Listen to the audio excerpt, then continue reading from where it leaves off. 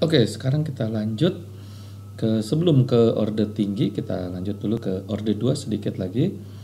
Ini adalah saya akan menunjukkan pengaruh-pengaruh percent overshoot, damping ratio, dan lain-lain nanti terhadap respon sistem. Nah, ini grafik pengaruh damping ratio terhadap percent overshoot yang seperti yang tadi kita lihat sebelumnya. Nah, ini kalau percent of damping ratio-nya semakin kecil ke atas itu semakin kecil, itu maka percent overshoot-nya akan semakin besar. Nah, ini kalau kita lihat bagaimana kurva hubungannya adalah seperti ini ya, percent overshoot semakin kecil, damping ratio semakin kecil, maka overshoot-nya semakin besar. Oke, kita lanjut ke ini sekarang apa hubungannya posisi-posisi karakteristik akar sistem di dalam bidang kompleks dengan bentuk nanti bentuk sinyalnya ya, bentuk respon transiennya. Nah, ini kalau kita lihat di sini, kalau bagian realnya tetap ya, berarti bagian imajiner yang berbeda, artinya di sini frekuensinya akan berbeda. Tetapi karena bagian real ini ada hubungannya dengan slope atau tadi redamannya, maka di sini envelope-nya atau bungkusnya dari si sinyal ini akan sama, ya seperti itu. Tapi frekuensinya yang berbeda, sehingga bentuknya seperti ini, ya. Untuk pol-pol yang ini, misalnya 1, nah dia akan seperti ini. Polnya semakin semakin ke atas dan ke bawah, ya, atau frekuensinya semakin tinggi, ya kan, maka di sini puncaknya pun akan semakin besar ya, dan dia akan semakin ke sana. Oke, kalau bagian imajiner yang tetap, bagian realnya yang berbeda, ya berarti frekuensinya sama. Ya. Bagian imajinernya tetap, berarti frekuensinya sama, karena bagian imajiner yang omeganya ya, bagian frekuensinya sama. Nah, jadi dia sebenarnya seperti ini bentuknya, frekuensinya sama ya. Bagian realnya itu envelope-nya, yang satu envelope-nya seperti ini, yang satu envelope-nya ngecil, dan seterusnya. Semakin ke kiri envelope-nya semakin kecil, maka di sini juga dia akan semakin kecil juga, dia punya puncak. Kalau damping rasionya konstan, nah ini kalau damping ratio konstan berarti nanti bentuk posisi akar-akarnya kira-kira ke sana. Ya. Maka overshoot-nya yang tetap. Namanya damping rasionya konstan, overshoot-nya tetap. Tetapi frekuensi dan envelope-nya yang berbeda. Ya, frekuensi dan envelope-nya yang berbeda. Envelope tadi bungkusnya ya. Atau kalau di sininya AE pangkat min C T per tahunnya. AE pangkat min T per tahun. AE pangkat min T per tahunnya. Oke. Nah, itu terakhir tentang orde 2 ya. Nah, sekarang untuk orde tinggi seperti apa? Kalau orde tinggi ya, secara umum kan fungsi alir loop tertutup seperti ini ya, fungsi alir loop tertutup seperti ini, CS per RS sama dengan GS per 1 plus GSHS ya, bentuknya blok diagram seperti ini.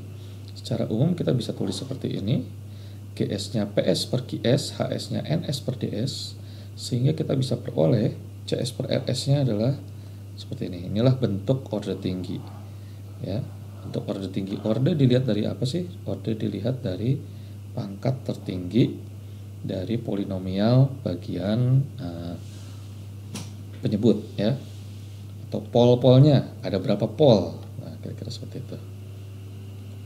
Nah, dengan menghitung pol-pol dan zero-zeronya, maka diperoleh, kita bisa dapatkan pol-pol dan zero-zeronya seperti ini ya, kita bisa dapatkan seperti ini. Nah, dari sini kita akan bisa lihat ada pol dan zero yang berdekatan. Nah, ini ada pole dan zero yang berdekatan, maka dia akan saling melemahkan pengaruhnya. Ya, misalkan di zeronya di sini ada S plus, misalkan S plus 0,5. Ya, di sini pole-nya juga ada yang S plus 0,49. Ini berdekatan nih. Ya, maka dia akan saling melemahkan. Kalau bahasa kitanya ya kita coret lah gitu ya, coret. Dan pole yang sangat jauh di kiri bidang S memiliki pengaruh yang kecil terhadap tanggapan waktu. Oke, kenapa seperti itu? Kita bisa Kita bisa lihat misalnya gini ya. AE pangkat min T kita bandingkan dengan AE pangkat min 10T. AE pangkat min T berarti dia punya pole di min 1. Ya. Sedangkan AE pangkat min 10T itu dia punya pole di min 10. Betul ya? 10. Oke. Nah, ini dianggap jauh ya. Min 1 dan min 10 ini dianggap jauh. Kenapa jauh? Dan kita bisa lihat juga secara gambarnya, gambar plot. AE pangkat min T kira-kira bentuknya seperti ini. AE pangkat min 10T dia akan bentuknya akan seperti ini. Oke. Nah, jadi kalau misalkan ada pole-pole yang misalkan ini saya tulis di sebelah kiri saja. Misalkan A1 per, misalkan A1-nya sama ya, seper S plus 1 ditambah seper S plus 10 ya, seperti ini. Berarti ini kan menjadi A1 E pangkat min T ditambah 1 E pangkat min 10T. Kalau kita lihat gambarnya berarti seperti ini. Dan kalau dijumlahkan ini dan gambar yang ini yang merah dengan gambar yang saya buat biru saja, E pangkat min 10T nya biru. Nah, misalnya seperti itu dijumlahkan, hasilnya tidak akan jauh berbeda dengan AE pangkat min T. Mungkin hasilnya ini karena ini titik ini dengan titik ini jumlahkan, titik ini dengan titik ini jumlahkan. Ini kan kecil sekali dibandingkan ini.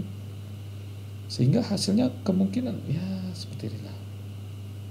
Kemungkinan gitu ya. Kita bisa plot di MATLAB sebenarnya, tapi tidak terlalu signifikan penambahannya. Seperti itu. Dengan AE pangkat min T. Disinilah yang dinamakan pengaruhnya kecil. Pengaruhnya kecil pada tanggapan waktu alih karena memang nilainya pun kecil sebenarnya. Mendekati 0 lah kira-kira seperti itu. Min 10T dibandingkan min 1 ya, dibandingkan min 1. Sehingga inilah yang dinamakan pole yang sangat jauh di kiri bidang S memiliki pengaruh yang kecil pada tanggapan waktu alih. Nah, seperti itu. Oke. Nah, jadi bagaimana proses analisis ya, proses analisis sistem order tinggi. Sistem order tinggi ini sering dikali kita bisa dekati dengan sistem order 2 untuk mempermudah analisis. Pendekatan bisa dilakukan dengan beberapa cara. Contohnya misalkan pada saat kita analisis motor DC itu sistemnya order 3, kita bisa abaikan dulu beberapa parameter. Contoh misalkan parameter induktor karena lebih kecil dibandingkan parameter yang lain, kecil nilainya. Sehingga ini bisa diabaikan. Itu pertama, impedansinya lebih kecil. Terus yang kedua, kita bisa melihat ya kan apakah ada pole dan zero yang berdekatan itu tadi.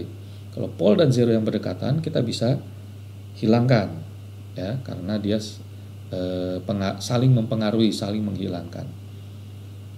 Kemudian jika ada pole yang dominan terhadap pole yang lain, minimal perbandingannya 1:5 dan tidak ada zero di dekatnya, maka pole tersebut, pole yang jauh itu tadi, itu bisa kita abaikan.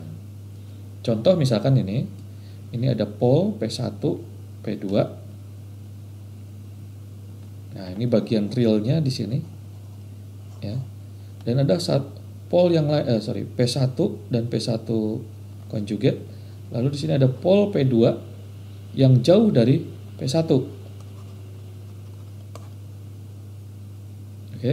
Nah, ini bisa kita abaikan pengaruhnya sehingga pol P2 ini bisa dihilangkan. Misalkan tadi sistemnya 1/S plus 1 plus J omega S min 1 plus 1 min J omega, kemudian di sini ada S plus 10 misalkan seperti ini bentuknya, misal ini ya. Nah, S plus 10 ini mungkin bisa diabaikan karena dia sangat jauh dibandingkan pol dominannya seperti itu. Nah, kalau diabaikan ya berarti kita bisa hilangkan sehingga menjadi order 2 saja. Nah, kalau order 2 sudah kita dapatkan, atau malah mungkin order 1 kita bisa analisis dengan cara order 1 atau order 2 yang tadi kita sudah pelajari rumus-rumusnya, misalnya TR-nya berapa, TP-nya berapa, percent overshoot-nya berapa, kemudian settling time-nya berapa, itu kita bisa hitung menggunakan rumus-rumus sistem order 2. Kira-kira seperti itu untuk analisis yang order tinggi. Kita coba pecahkan, kita coba abaikan beberapa parameter sesuai dengan aturan-aturan sehingga kita bisa mendapatkan sistem yang order rendah, yaitu order 1 atau order 2 tadi. Demikian itu cara analisis sistem analisis respon transien dari sistem order tinggi. Kita nanti akan lanjut ke pembahasan selanjutnya adalah bagaimana menganalisis error steady state atau error keadaan tunak. Terima kasih.